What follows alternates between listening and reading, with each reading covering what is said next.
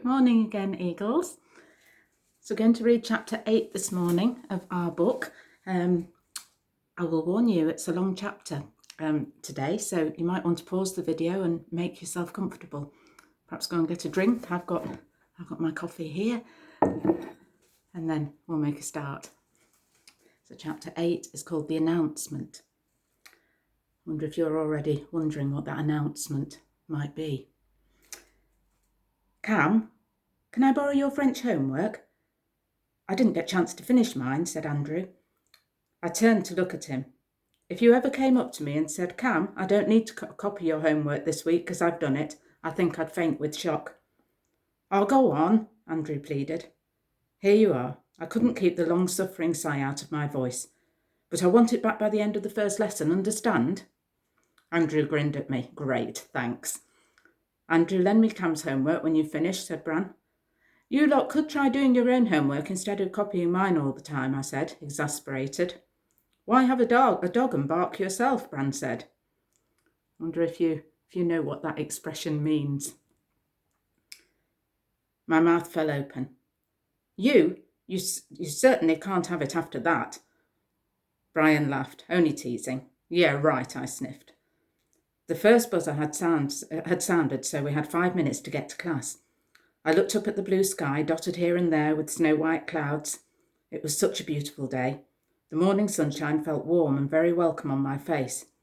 This was the kind of day when your slightest wish could come true. All you had to do was ask. It was just a shame we'd be cooped up in that stuffy old classroom until break time. Marlon, Andrew, Bran and I walked across the school grounds to get to class. I looked around at all the other kids and grown-ups milling round. Not that I'd ever admit it to anyone, but I quite like school. Julie and Nina from our class walked right in front of us, their arms linked. They were so obviously posing. Why do girls always walk together like that with their arms linked? It's as if they're afraid that they'll keel over if they have to stand up by themselves. Julie smiled at me. Hi, Cameron. I could feel my face begin to burn. Hi, Julie, I muttered. Guess what? I'm going to be in an ad on the telly. Are you? Really? I said eagerly. What ad? When's it coming out?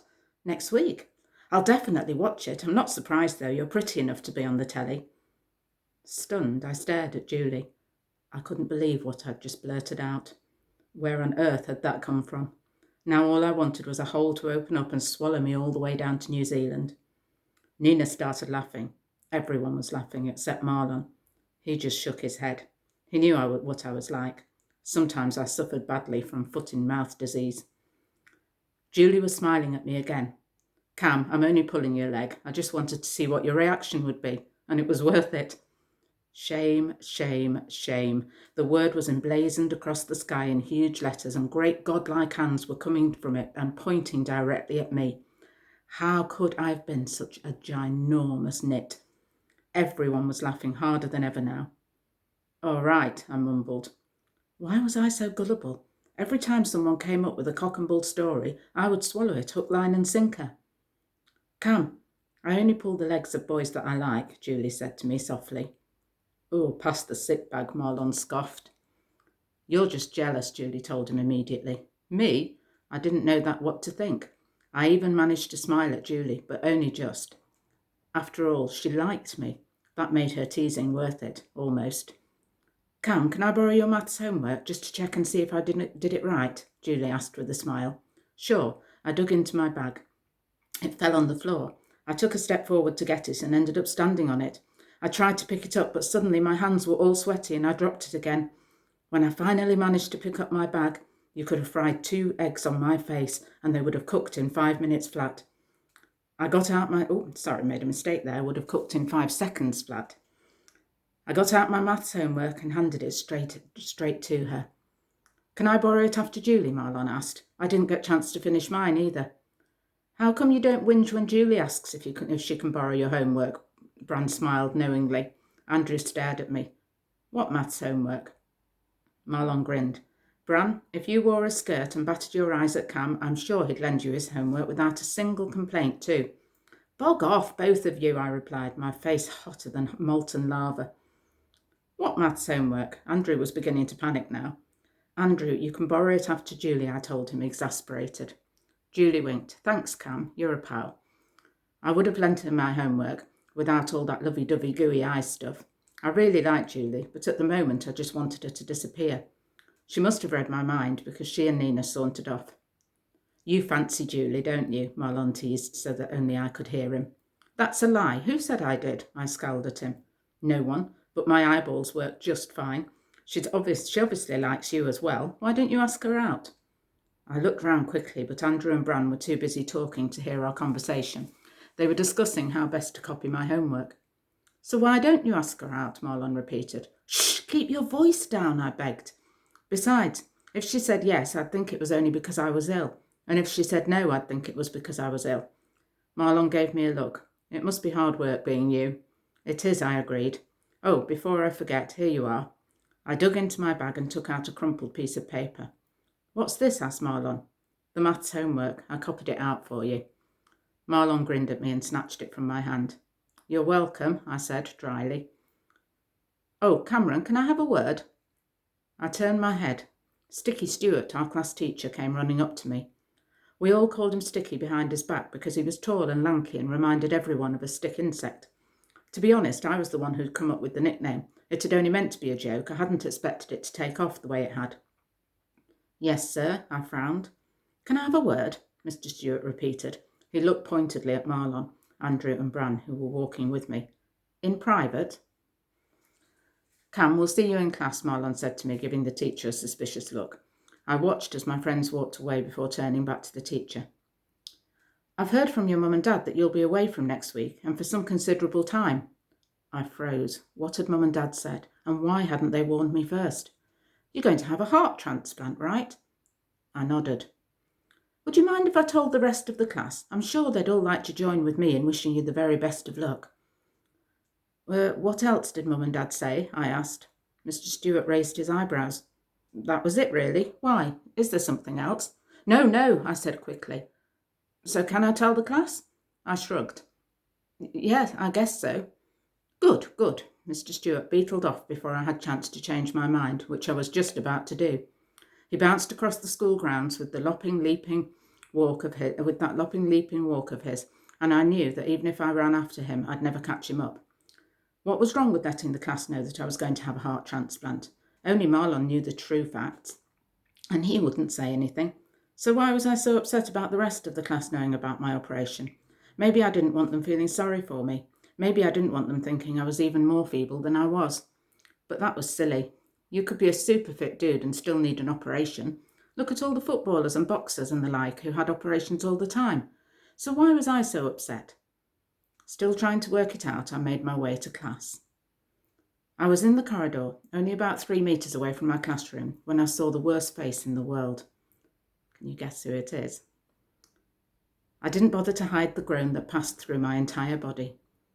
Ooh, look who it isn't, Mr. Muscles himself. Here we go again, I sighed. Travis Cross, the year-hard nut, had spotted me and was now heading straight for me, followed by his cronies. Just behind him, Marlon came out of the classroom. What do you want, Travis? I asked wearily. A look at a real live walking, talking weed, Travis told me. Travis, haven't you got something better to do, Marlon scoffed, like stick your head in a food processor or something?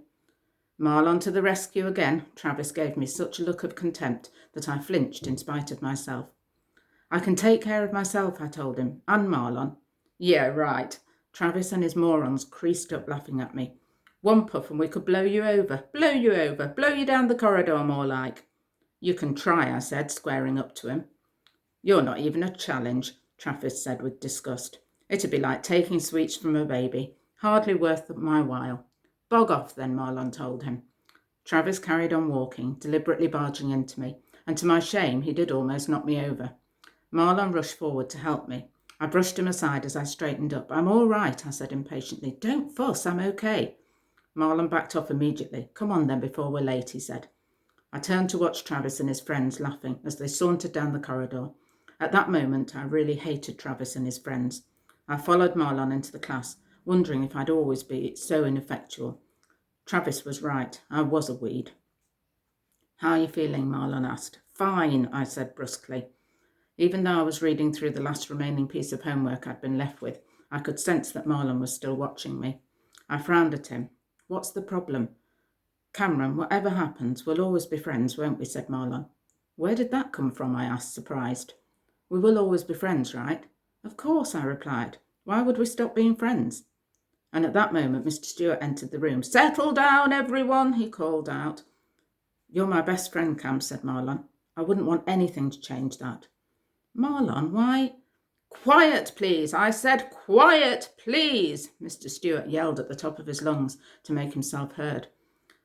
I just wanted to say, Marlon whispered to me. I'm sorry, Marlon. Am I disturbing your conversation? Mr. Stewart was a sulky old trout, and at that moment he did make me laugh. Sorry, sir, Marlon mumbled. That's better, Mr. Stewart nodded with satisfaction.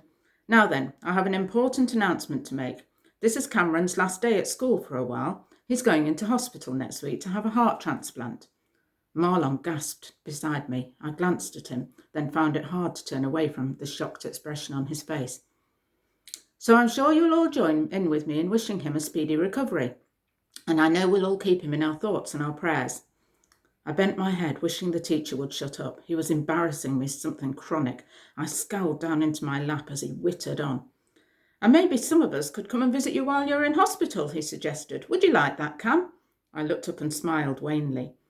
I couldn't think of anything I'd hate more. It was bad enough that the teachers and my friends already treated me as if I was about to snuff it at any moment, without them seeing me in hospital after a major operation. No, thank you very much. Cameron, would you like to come and say a few words at the front of the class? A few words? How about 2 words? Bog off, no way, go away. No thanks, I said aloud. How could he? How could he show me up like that? Say a few words in front of the whole class? Was he nuts? Mr. Stewart smiled. Are you sure?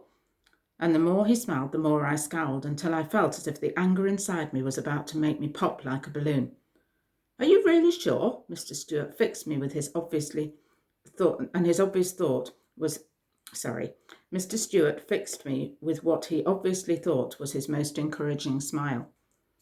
I stood up. Okay. He's asked for this, and he was going to get it. Cameron, what are you doing? Are you feeling all right? Marlon whispered urgently. He pulled on my sleeve, but I shrugged him off. Mr. Stewart wanted me to talk to the rest of the class, and that was exactly what I was going to do. I walked to the front. Mr. Stewart was positively beaming at me now. I turned my back on him to face the class. I'm due to have a heart transplant operation next week. Mr. Stewart scraped his chair across the floor to sit facing me with the rest of the class. Sorry, he said in stage whisper. Carry on, Cameron. I've been doing some reading about exactly what happens when you have a heart transplant, I continued. First, they take a razor-sharp scalpel, which is like a knife, with an ultra-thin blade, and then they slice into your skin, from just below your collarbone all the way down to here. I stuck my finger in my belly button. I didn't think they'd cut down that far, but I wasn't going to stop now. And then they take a sharp saw like a hacksaw, and they saw your breastbone in half. And then they use a thing called a clamp to pull your breastbone apart so that they can get to your heart. Cameron, this isn't exactly what I had in mind. Mr. Stewart leapt to his feet, appalled. I'm sorry, sir. I thought you wanted me to tell everyone about heart transplants. I'm getting to the good bit now. No, Cameron, I think that's quite enough, Mr. Stewart said firmly. But I don't understand, sir. I feigned ignorance. What did you want me to talk about? I thought you could talk to us about, well, what will happen next week, without being quite so graphic, he said. I looked round the classroom. Mr. Stewart wasn't the only one who was looking appalled. I'd only meant it as a joke, but more than one shocked face stared back at me. Julie's eyes glistened and her lips were turned down. Andrew actually looked sick. Even Marlon looked upset. My joke had backfired. I took a deep breath. Look, it's not as bad as it sounds, I started again. It's just that our hearts are very well protected. When you think about it, we can do without most parts of our body if we had to, except our brain and our heart. Our brains are well protected in our skulls, and our hearts are protected behind our rib cage. So they have to move the rib cage out of the way to get to the heart, that's all. Mr. Stewart sat down again slowly. I carried on. And think about it. Every other part of our body gets to rest. Even our brains get to rest to a certain extent when we're asleep. But not our hearts. Our hearts have to keep pumping, pumping, pumping. The heart is a very strong muscle that lasts us all our lives. But sometimes, like in my case, something goes wrong and it has to be replaced. So that's what's going to happen with me next week. When they replace my heart, I'll be unconscious, and that's the way I'll stay until the doctors have finished, so I won't feel a thing. And besides, heart transplants are common operations now. They're as common as taking out your appendix. I knew that wasn't quite true, but never mind. It had the desired effect.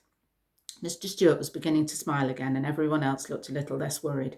It was strange, but in that moment it was as if everyone in the class was on my side. It was as if everyone was worried about me and rooting for me. It was a good feeling. I was cared about. I belonged. I'm sorry about before. I didn't mean to scare anyone, I mumbled.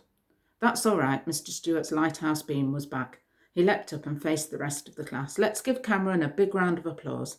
A couple of people started clapping, then everyone else joined in. I've never been so humiliated in my life. I scowled at the back of Mr. Stewart's head. He'd made me very, very sorry that I hadn't continued with my original description of a heart operation. It seemed to me that was all grown-ups ever did. They either talked down to you, ignored you, or showed you up something chronic. I just hoped and prayed that I would grow up older, but not... I just hoped and prayed that I would grow older, but not grow up. To be a grown-up was the lowest of the low. Okay, join us again tomorrow for Chapter 9.